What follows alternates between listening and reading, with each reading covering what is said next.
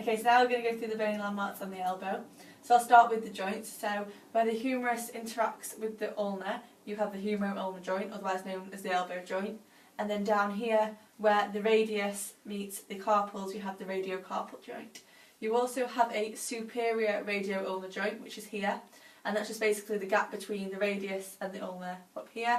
And you also have an inferior radio-ulnar joint, which is down here, and that basically allows pronation and supination of the forearm to allow the radius to move over the ulna. So moving on to the bony landmarks, we'll start with the medial epicondyle of the humerus.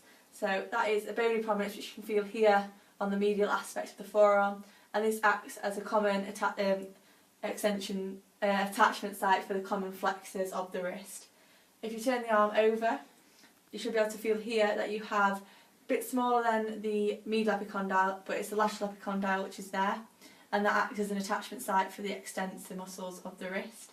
If you get the patient to bend their elbow, you should see quite a bony prominence here, and that is your olecranon process, which is basically part of the ulna.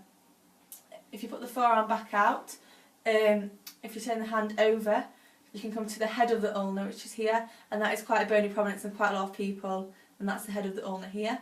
If you drop your finger slightly off the ulna, you should feel there that there's sort of a tooth-like projection, and that is the styloid process of the ulna.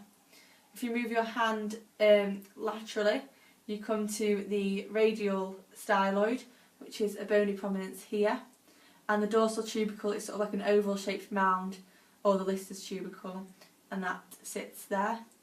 The head of the radius is on the upper arm, so to feel that, if you turn your arm this way, what you can do is put your hand on the lateral epicondyle and drop off slightly, and you should come to a bony ridge round about here, if you can see that. And if you get the patient to pronate then supinate the forearm, you can feel the head of the radius moving over there. And that's the bony landmarks of the elbow. Is that them all?